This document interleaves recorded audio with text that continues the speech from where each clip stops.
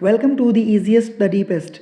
Viewers, competitive examination की तैयारी के लिए किसी भी तरह की इन्फॉर्मेशन को चंक्स में प्रिपेयर करना और फिर उसको याद रखना, पेपर के टाइम पे रिकॉल करना खासा मुश्किल होता है।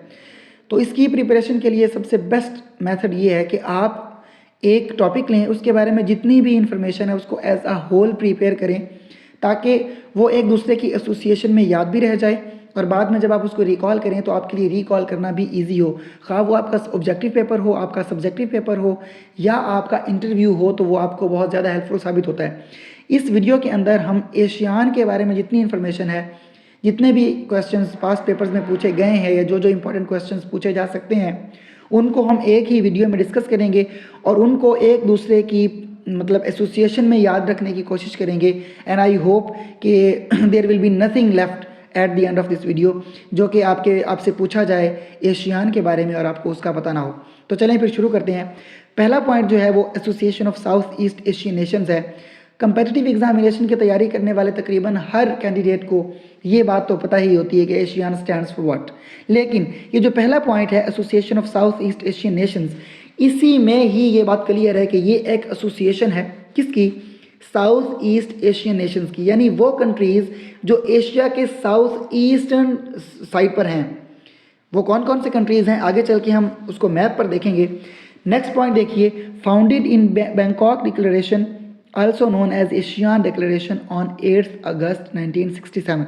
अभी जो दूसरा पॉइंट है इसमें आपके पास 2-3 इंपॉर्टेंट चीज़ें हैं जो याद रखने वाली हैं और ख़ासी पेपर पॉइंट ऑफ व्यू से वो इम्पॉर्टेंट भी हैं। व्हेन वाज एशियान फाउंडेड, तो वो आपको 2-3 डिक्लेरेशंस दे देगा, 2-3 एग्रीमेंट्स दे देगा हिस्ट्री में से उठा के, और आपको क्या टिक करना है? Bangkok declaration. दूसरा सवाल इसमें यह बन सकता है कि Bangkok is the capital of obviously Thailand, Thailand is one of its members, तो इसलिए इसकी जो बुनियाद रखी गई थी वो बैंकॉक में थाईलैंड में रखी गई थी। कब रखी गई थी?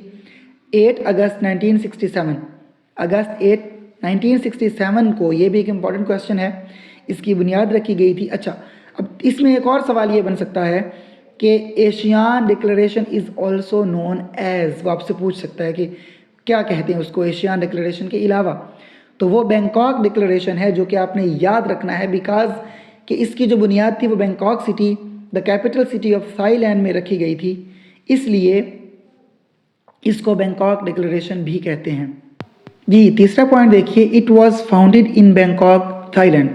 अब यहाँ पर ये बात हम पहले डिस्कस कर चुके हैं कि ये बैंकॉक में इसकी बुनियाद रखी गई थी, Bangkok capital city of Thailand है। चौथा पॉइंट देखें, हेडक्वार्टर्ड इन जकार्ता इंडोनेशिया। अब इन दोनों को आप बड़े ध्यान से जहन नशीन कर लीजिएगा, अपने माइंड में इसको बिठा लीजिएगा। It was founded in Bangkok Thailand. ASEAN की बुनियाद कहाँ पर रखी गई थी? बैंकॉक में, थाईलैंड में। वो कंट्री भी दे सकता है, वो सिटी भी दे सकता है पेपर में, लेकिन चौथा पॉइंट क्या है कि इसका हेडक्वार्टर कहाँ पर है।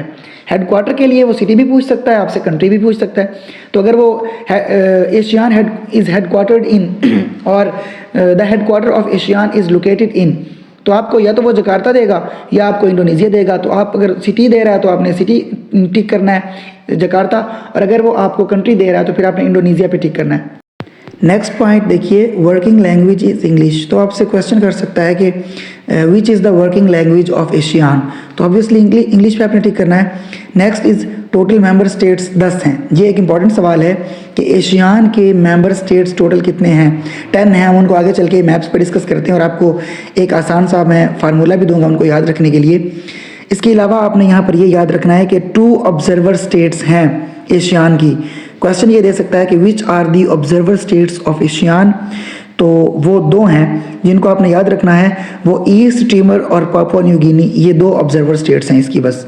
बाकी 10 इसके हम डिस्कस करते हैं मैप्स पर कि इसके जो परमानेंट मेंबर्स हैं 10 वो कौन कौन से हैं। आप यहाँ मैप्स में देख सकते हैं कि इंडिया से नीचे जो एशियन कंट्रीज़ हैं ना, ये 10 एशियान के परमानेंट मेंबर स्टेट्स हैं, जिनमें Myanmar, Laos, Vietnam, Thailand, Cambodia, Philippines, Brunei, Malaysia, Singapore और इंडोनेशिया हैं।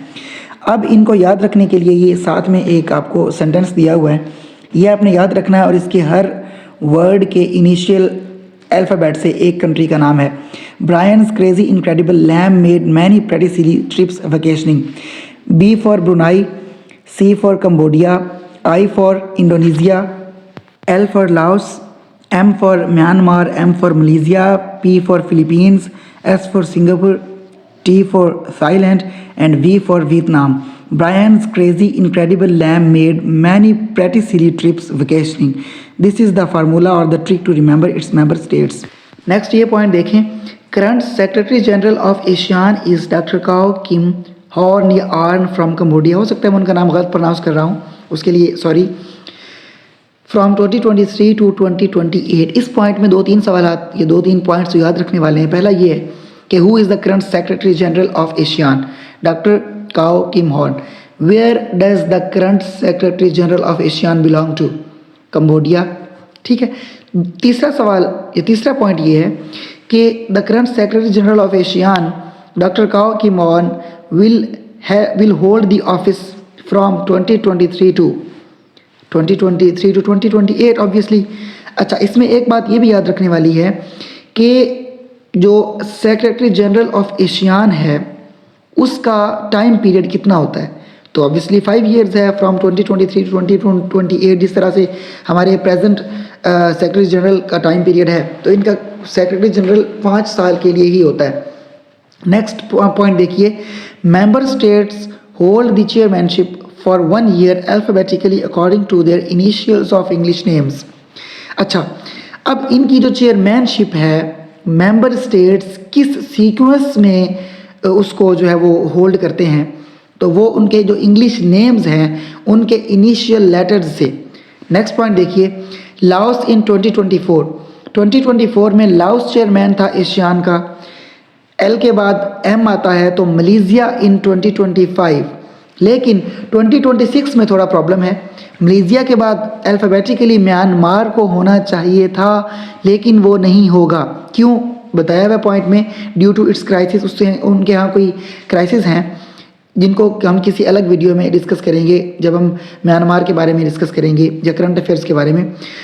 तो the Philippines will chair ASEAN in 2026, ये भी अब याद रखने वाली बात है। 2025 में तो नॉर्मली हमें पता है कि कौन चेयर कर रहा है, लेकिन 2026 में इंस्टेड ऑफ म्यांमार कौन चेयर करेगा, तो वो हमारे पास the Philippines will be the chairman और the will chair ASEAN in 2026। I hope कि आपको इन्फॉर्मेशन जो इस वीडियो में आप तक पहुँचाई गई है वो समझ भी आई होगी, आप उसको याद भी रख पाएंगे।